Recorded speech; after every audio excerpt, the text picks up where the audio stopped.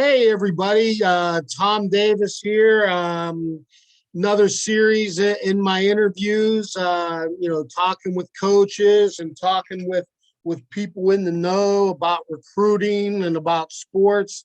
And that today, I'm very happy on the eve of the Backyard Brawl taking place tomorrow up here in Pittsburgh. I have Martinsburg native and West Virginia high school football guru Joe Fox on to talk about some West Virginia football, recruiting, things that we go over in it and everything, maybe some stuff that I do and that Joe does. It's great talking to him about the kids and about things that we can do to help West Virginia kids getting recruited football wise and everything else.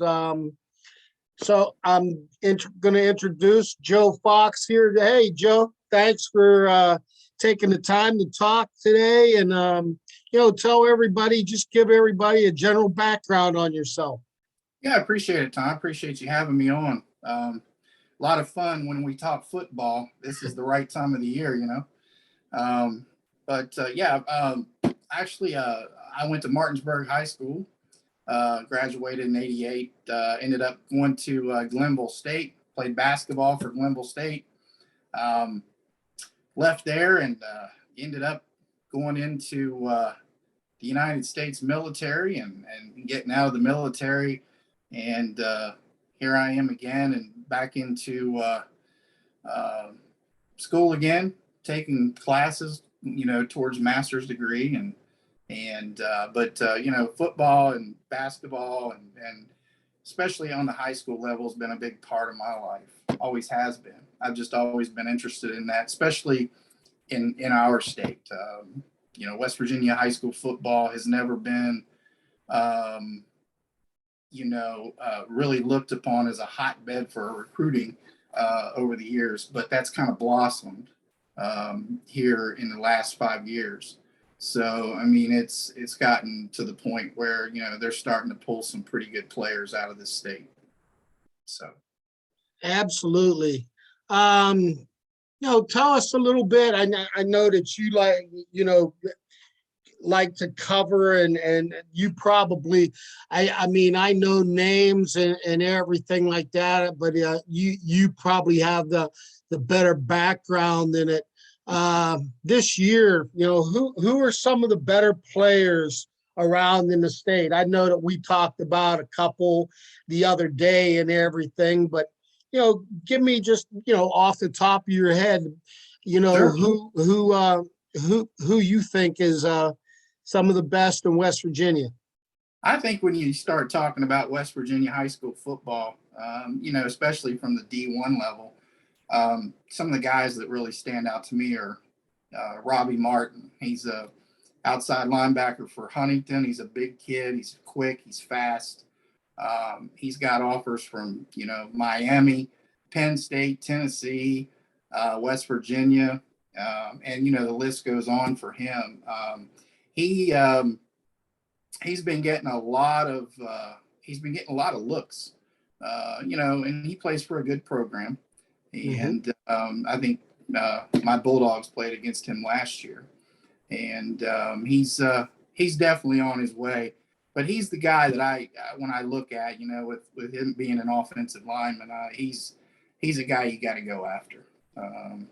So another guy, that's really intriguing in the state, in my opinion, is Jeray Hawkins. Jeray Hawkins from Wheeling Park is it's hard to even. This kid runs a 4.2 40. That's just fast, and I think he turned a lot of heads at the Ohio State camp. And I think once they got a look at him in person, their jaw dropped, and he had all kinds of coaches, knocking on his door. I think after that, but he's only a 10th grader. So, that's a kid that you're going to have to watch, the next few years. And, Penn State, Pitt, West Virginia. I know Narduzzi's wanting, he's probably salivating for this kid. There's quite a few. I've heard many things, and read and talked to some people about them. And yeah, I mean, people just you see it in professional football and everything. This is a 10th grade kid that's sitting here running like this, and I mean, he's has a lot of developing and everything else like that. To say his potential is off the charts is Oh yeah, probably where it should be. he was at I think he was at WVU's special camp, and if memory serves me correctly, they had him going up against the first team defensive backs, and he was just blowing these guys away. There was a couple clips that I saw him, and very talented kid. I mean, he's obviously got a lot of growing to do. And I'm sure that's something to work with. When you have speed like that, you already have the foundation. And I think going forward for him, the sky's the limit. So I mean, he's a freak. Absolutely. Not getting off the subject a little bit, but I'd love to see what some of the NIL deals would be coming his way and everything like that. Sure. Oh, absolutely. Yeah, with the way it's set up now, I mean, he's got to, just hopefully he can stay healthy. And I know that was one of his issues from last year. He only played, I think, in a handful of games because of an injury. Yeah. And I'm not sure the whole magnitude of his injury or how that's going, but it seems to be he seems to be fine. He had a good game last week. So yeah. Yep. So let's talk team wise. Who are the big teams you think in triple A, double A, and A? And give me your reasoning why. Well, I tell you, I mean, let's start with AAA. I mean, obviously, the program, the Martinsburg Bulldogs, I just, as of right now, and I mean, we say this every year for them.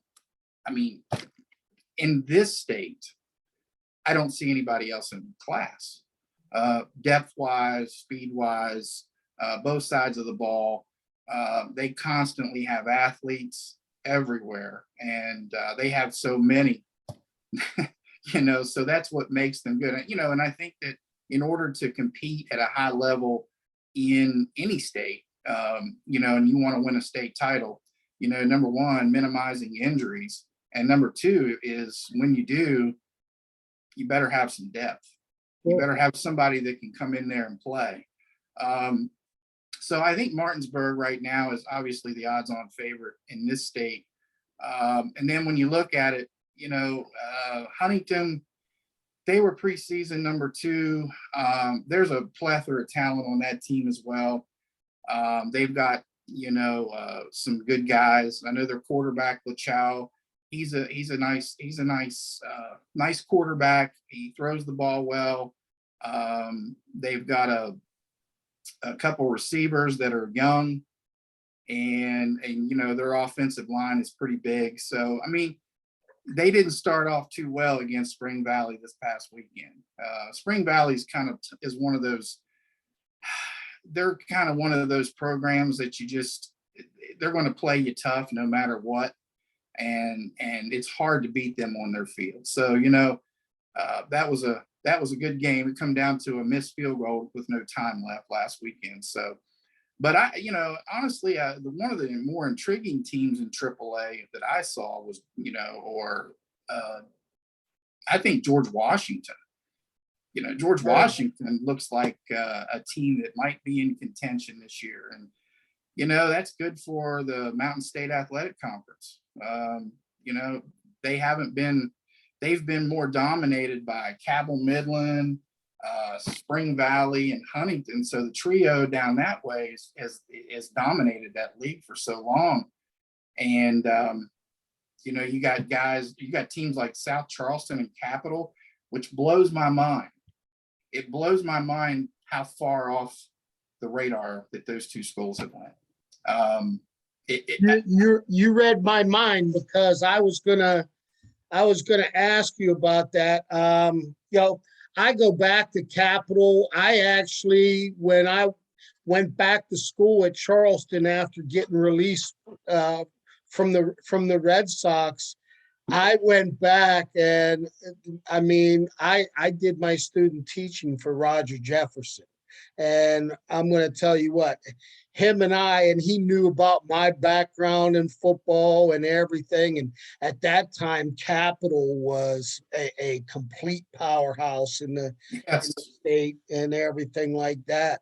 And I know I've had some clients from Capital, and I know they have great athletes and everything like that. And but they're not making the noise that I really think that they should.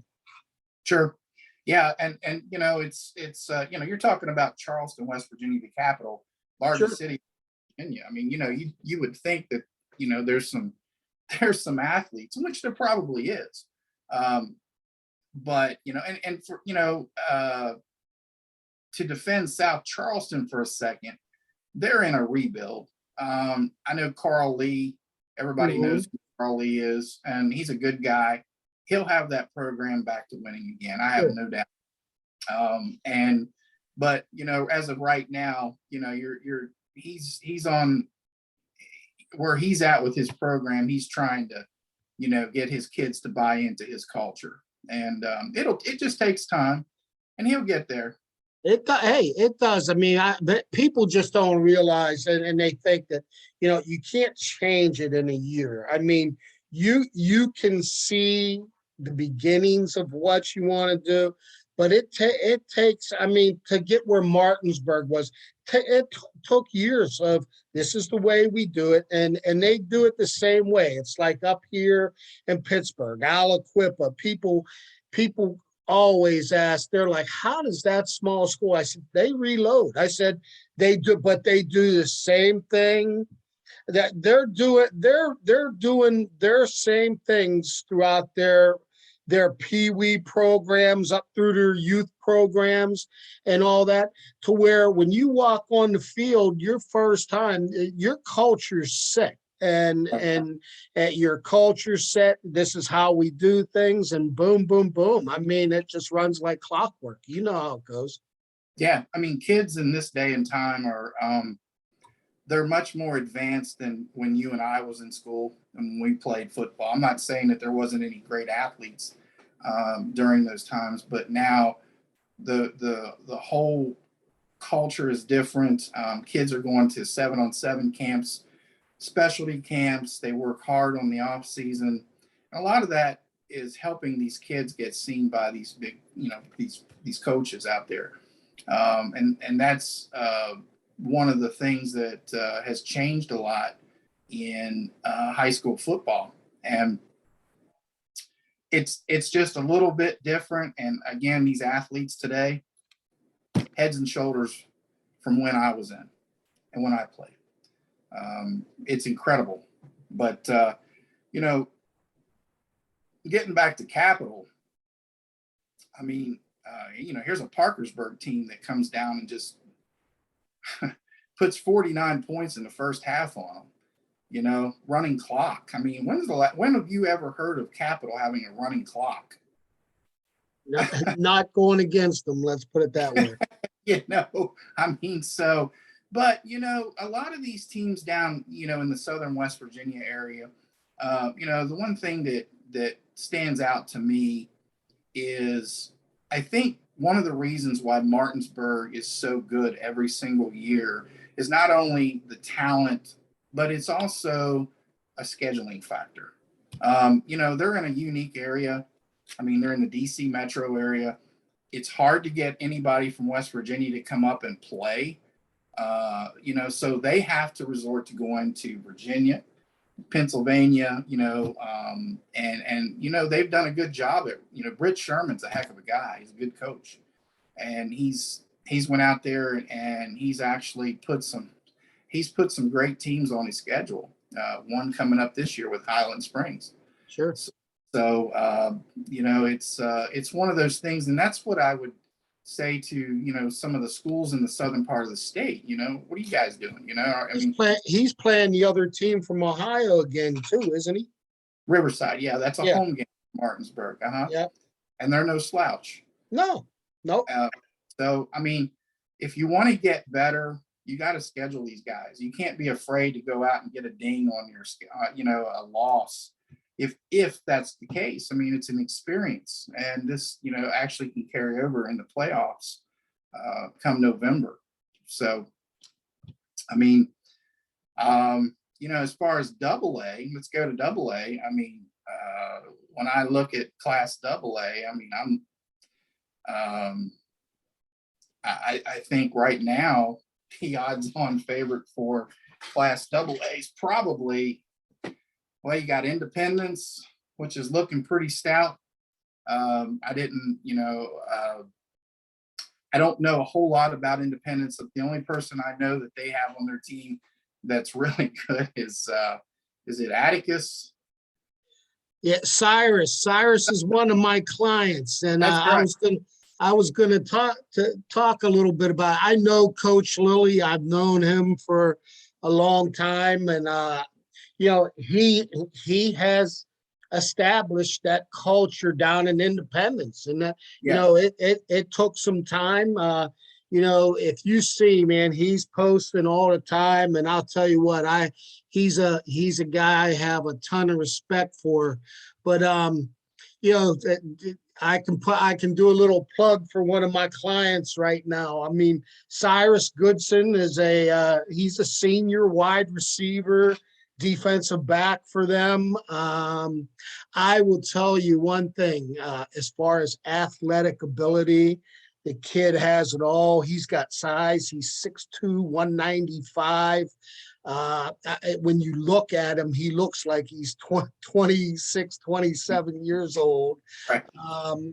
The other thing, this kid, I just am amazed at his body control and his vertical leap, and how this kid loves to out physical and out jump people for the ball. And I mean, he makes big play after big play as a defensive back. I know he plays corner, and I actually sent him out in updates the other day and was talking about him as a free safety. I mean, with that tall range and everything and high pointing the ball, I mean, going in and learning just, hey, big guy, play center field, take it away, break on the ball and everything. I think that he could be a heck of a free safety. But they have some good players. And I know Cyrus, he tweaked the knee a little bit and didn't play against Liberty, but he's back this week and looking to get his season going. Yeah, that was probably a good choice. I see they didn't have too many problems with Liberty Raleigh. So, no. But going forward for them, they've kind of picked up steam in the last couple of years, over Bluefield. Bluefield's always been the team in AA, for many years. And I know that there's been a lot of talent come out of Bluefield. I can tell you that. Yes, there has. But the odds-on favorite, I think this year, I mean, Fairmont Senior is just full of talent every year. They play a great schedule. They schedule a lot of AAA teams, which it's always been my thought that Fairmont Senior probably belongs at the AAA level.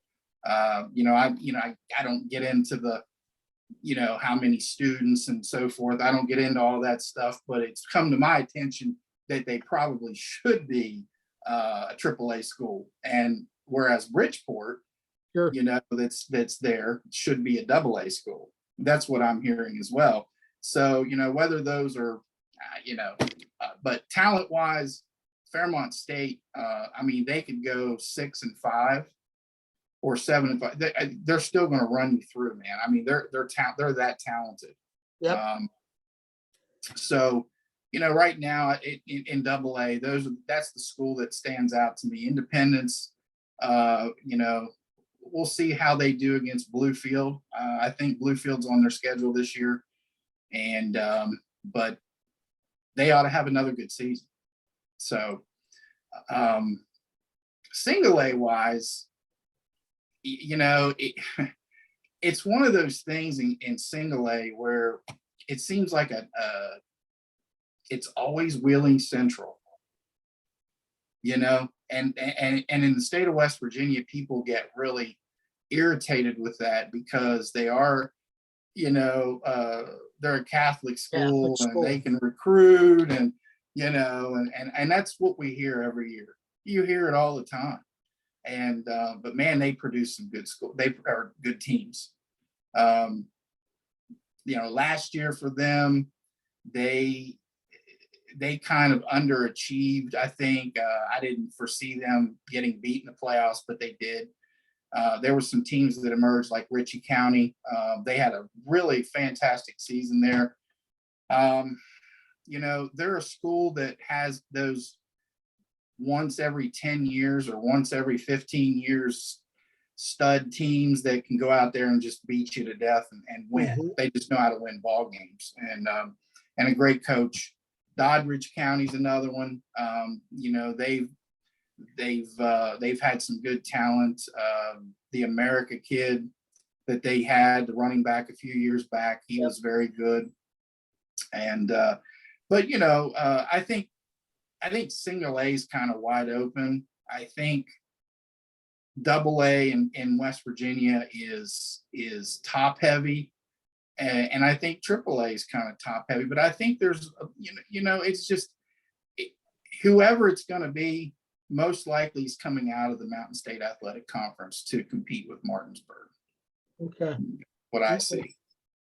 So let's talk a little recruiting. I mean, what I do with my business that I've had for 10 years. And I'll tell you one thing, man, I've had some great kids from down in West Virginia that I've helped. I remember my first class of signing. I mean, going through some names, and you'll know them because a lot of them were in the Panhandle. I had Isaac Myers, who was from Jefferson. Demetrius Jalepis was a little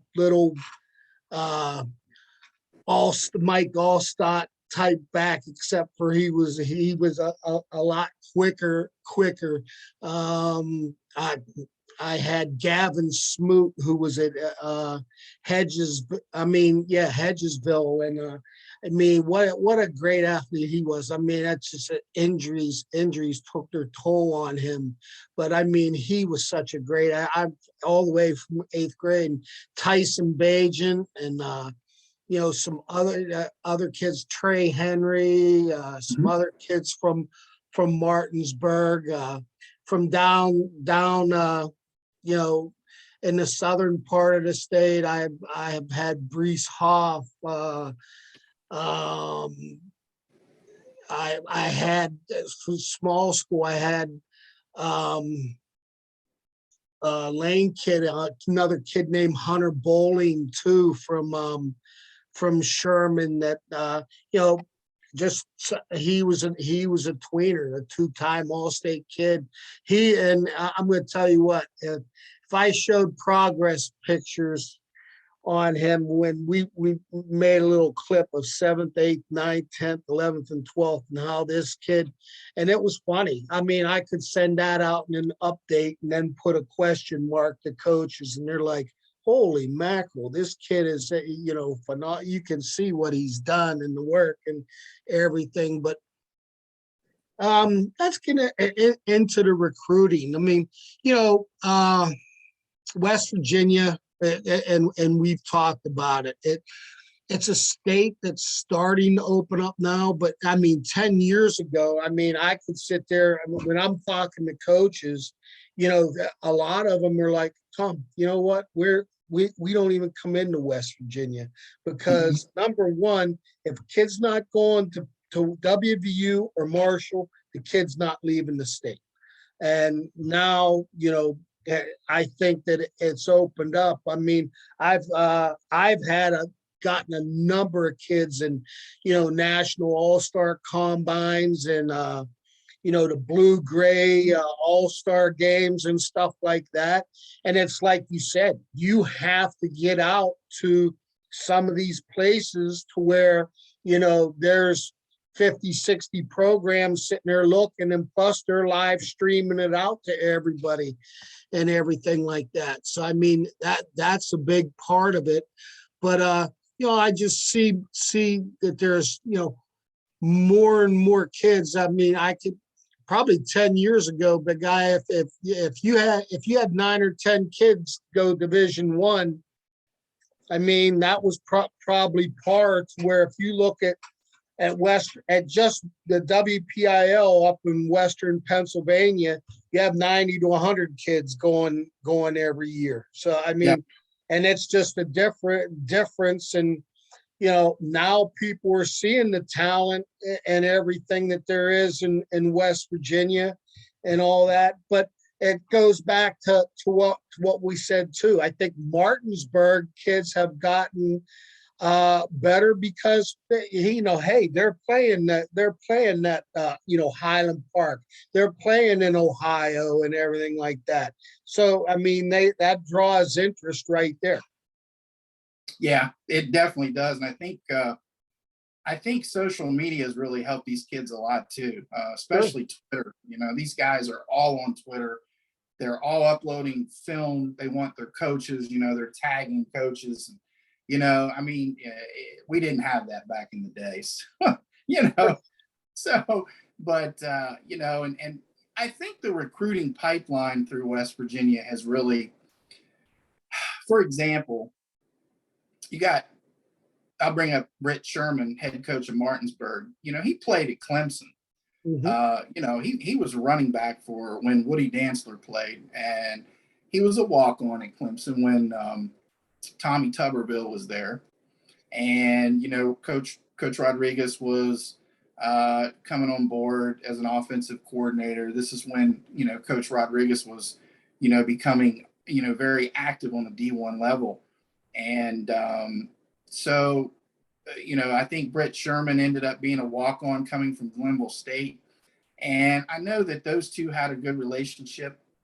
And so now you're seeing, now with Coach Rodriguez down at Jacksonville State, I'm starting to see Jacksonville State hitting West Virginia pretty good right now. A kid over in Parkersburg, he's offered that plays for Parkersburg South.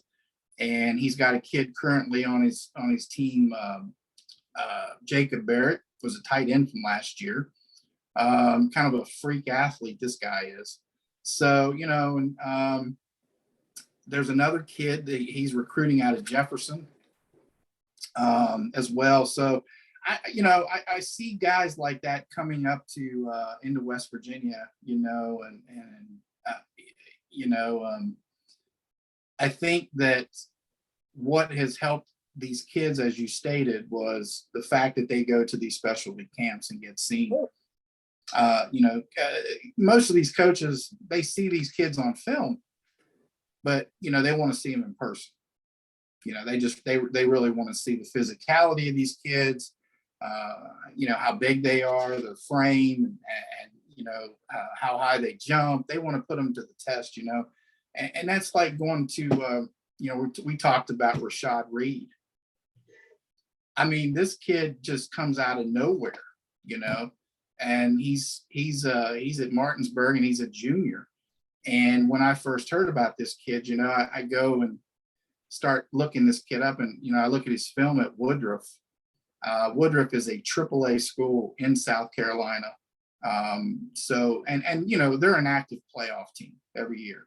So I think South Carolina goes to 5A. And so they play a pretty good schedule. But, when I saw this kid, I thought, wow, this kid was a sophomore at Woodruff. I mean, he was the leader on defense, and he was just slinging guys around in the backfield, just a strong kid. And I thought, This kid, I mean, you talk about Martinsburg, you talk about guys like Cam Shallis, Aiden Fleming, you talk about EJ Hendricks, these kids that are first team All State. And then you got this kid coming in. To me, and this is my opinion, to me, that's your best defender on Martinsburg. He caused a lot of havoc last week. Sure. Strong kid. I mean, he's strong. I mean, he's just, for a junior, I mean, the guy is just, and he's still growing. So there's a guy that, needs to get out there. He's now, I've checked him, he needs to update his social media. He's not done that. I mean, these are the little things that these guys need to do Sure. in order to get out there. Somebody needs to get a hold of this guy and say, hey, let's talk, man. I'd love to talk to him and talk him through, man. He's we've talked about it. He's a heck of a talent, and I think that his best football is in front of him. He's still a young kid and everything. But yeah, I mean, and you mentioned that.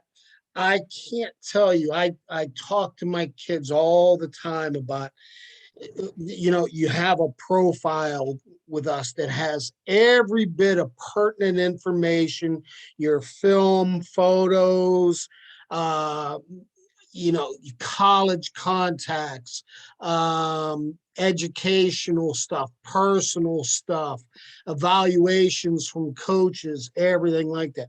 Just keep it, update it and keep it updated for when I send my updates out and everything. And then the other thing, I mean, you have, I'm like this. Oh, you don't have a Twitter account? Guess what? Okay, you have 3 days to get back to me, follow me, and now we're going to teach you how to sit there and use that and how to promote yourself the right way. And I do when I tell them that, I'm like, listen to me. Social media can be your greatest asset and it could be your biggest downfall right now. If you use your social media for anything other than your athletic, stuff like that, do not post anything else and everything. I'm like, I give them a 30-second rule. I said, if you're going to post something out, okay, take 30 seconds and think, in any way can anybody sit there and say, something derogatory, negative about what I'm doing, posting, or everything? And I'm like, if you get by 10 seconds in that 30 seconds, then Right. It shouldn't really go on there. Yeah, that's right. That's the key right there is, kids are going to be kids. Sure. I get all that, and that's good. They need some of that guidance. They need guidance to where, that Twitter account, like you said, can be your best friend. And that's what I'm seeing now is I'm seeing a lot of these athletes that are on Twitter promoting themselves hardcore, and and I like that. It's and most of it's no shenanigans. Most of it's business. I mean, it's business as usual. And that's great. And that's where I think, Rashad Reed, as we mentioned, I mean, that's where he needs some guidance on that. I mean, I know he knows how to do it. It's just he hasn't updated anything. And we need to get him on there and get him going. Now, I do know an update on him. I do know that Maryland knows about him now. That I do know. So, Yeah, I believe it.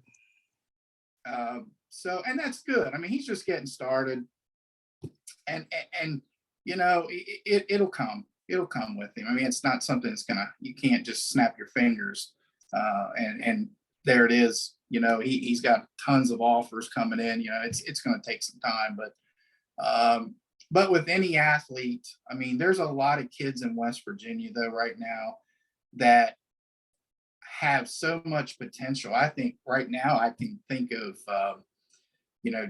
George Washington's got a kid named Keegan Sack, who has an offer from Marshall. Braylon Brown from Morgantown. I mean, he's got offers from Marshall, Eastern Kentucky. And I mean, Curtis Jones from Cabell Midland. I mean, he's got Marshall.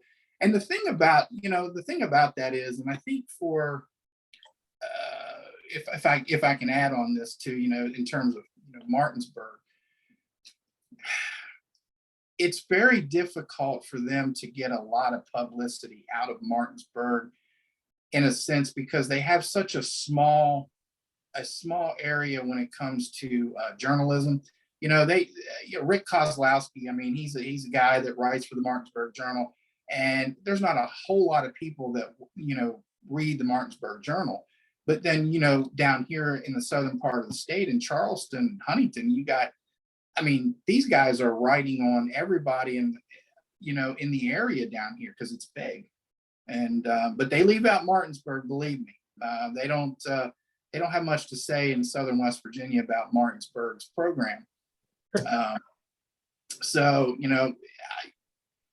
And that's where I think that they're missing the boat, is guys getting their name out there a little bit more. So I think Martinsburg's got some kids that are right now that are on their way. I think there's a kid, Murphy Clement. Obviously, we talked about him. Murphy's got a lot of football left in him as well, with an offer from Old Dominion. There'll be more coming for him as well. And so we'll just have to see how the season plays out. But it's important. It's like you're saying, you can promote yourself, but with the portal and everything right now, it helps to have.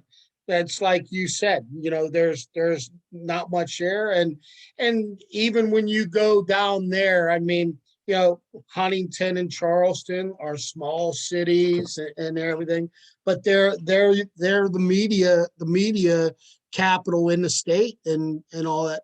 So any type of advocate or promotion, marketing, all the stuff that I do and everything like that can be a help. So I mean, I just really appreciate you taking time today and sitting down and going through some stuff. I know you and I will be doing a lot of talking about kids and trying to sit there and hook up, get some kids in there. And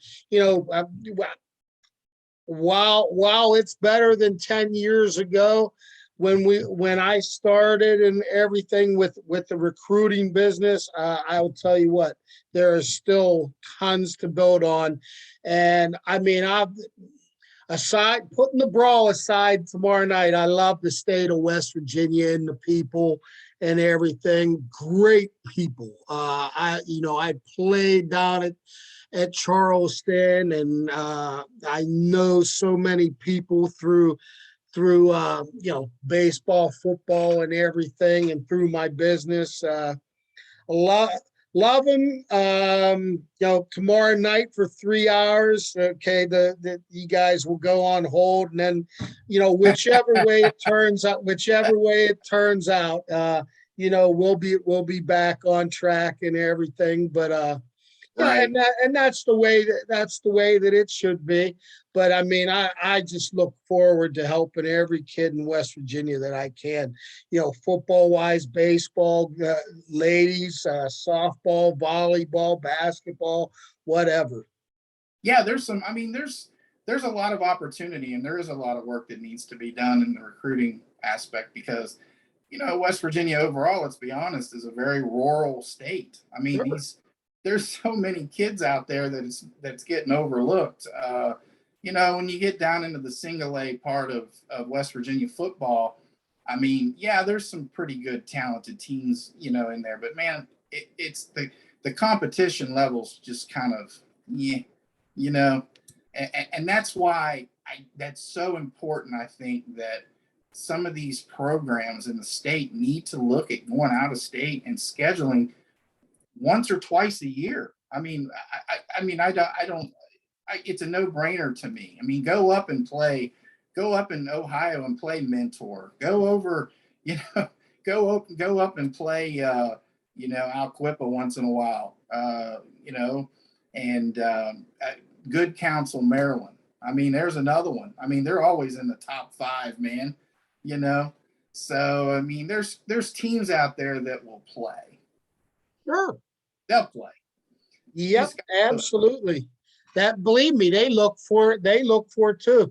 The other states are used to going out of state and everything, so they're looking and it's a way. Like I said, it's a way to get some positive publicity and everything for programs. And I mean, I believe in it. I mean, why not? Why? I tell you something else to touch on too.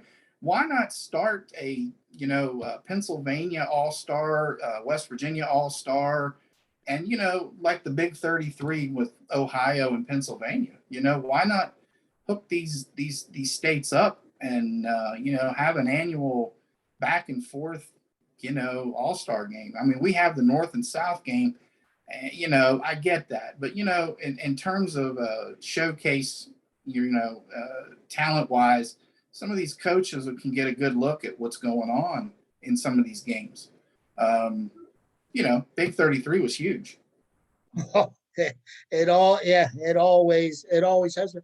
I'll tell you what, let's you and I will put our heads together, see who we can get in on it and everything, and see what it will take to get it started. That's a great idea. I mean, we can play back and forth, and you can involve Ohio if you want to. I mean, these guys, I mean, I'm sure they're wanting to play.